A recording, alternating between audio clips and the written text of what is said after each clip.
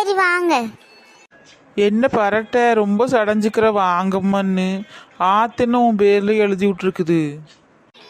தாரு வளரு நீயா இதுன்னு இப்படி மல்லாந்து கிடக்குற? கிரிஜா இங்கேயே நில்லுங்க, நான் போய் மீனாவை கூட்டிட்டு வந்துடுறேன். எல்லாம் ஒட்டுக்காவே கிளம்பிடலாம். பஸ்ஸிலையா ராணி? இல்லை, ஃப்ளைட்டில். நெட்டக்காளி, நான் உன்கிட்ட கேள்வி கேட்டேனா? கம்முன்னு இருந்துக்கோ. நீ இவளையெல்லாம் கண்டிப்பாக கூட்டிகிட்டு போய் தான் ஆகணுமா?